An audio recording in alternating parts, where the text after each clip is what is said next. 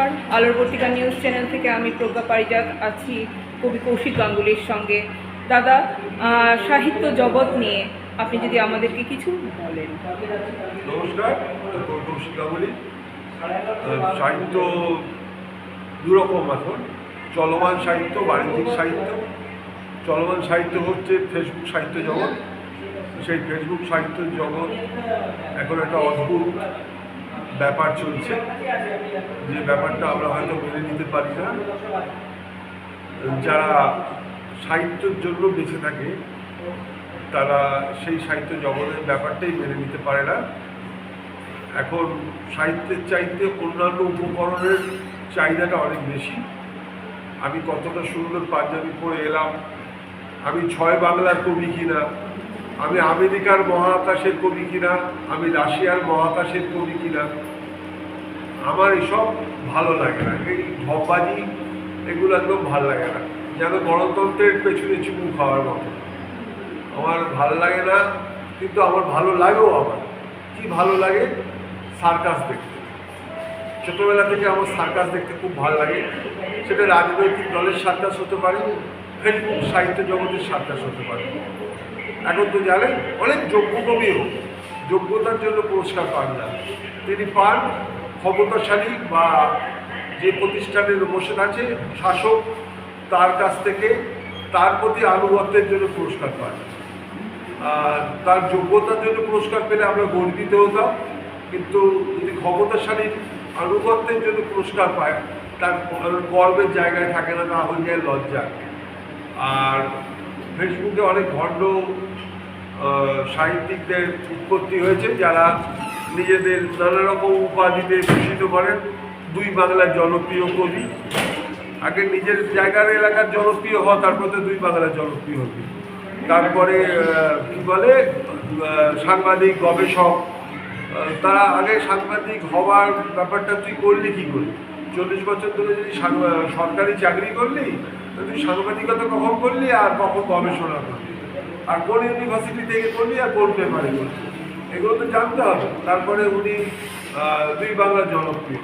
তারপরে হচ্ছে উনি বংশধর। উনি হচ্ছেন রবীন্দ্রনাথের বংশধর, বঙ্কিমচন্দ্রের বংশধর, বিদ্যাসাগরের বংশধর, রাজা রামমোহনের বংশধর।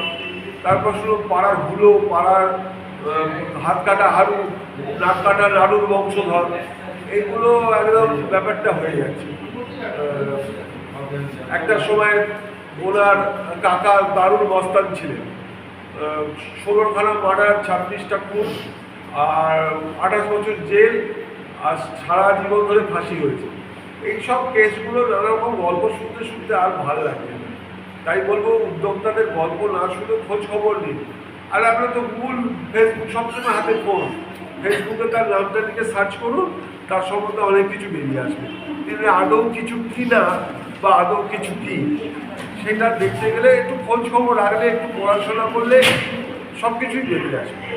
সাহিত্যে থাকুন, পড়াশোনা করুন। পড়াশোনা করুন কি, আমি আমার কবিতা পড়তে বলছি না, আপনি পড়বেন যারা খুব জানি পাবলিক, কিন্তু হয়তো কবি হিসেবে খুব প্রতিষ্ঠিত। তারা কেন প্রতিষ্ঠিত জানতে গেলে তাদের লেখা পড়তে হবে। মানুষ ভালো নয়, মানুষ হয়তো জানি, সুবিধাবাদী, যে সরকার আসে সেই সরকারের পেছু পেছু ঘুরে বেড়ায়, কিন্তু তারা ভালো কবিতা লেখে। ভালো কবিতা লিখতে গেলে তাদের কবিতা পড়তে হবে। কবিতাগুলো কী স্ট্যান্ডার্ডে লেখে, কী আমিতে লেখে, কী শব্দচয়নে লেখে, কী ভাজ ভঙ্গিমায় লেখে, সেগুলো পড়তে পড়তেই চর্চায় আসবে, বিনা চর্চায় আসবে। আর নিজেকে জানতে শিখুন।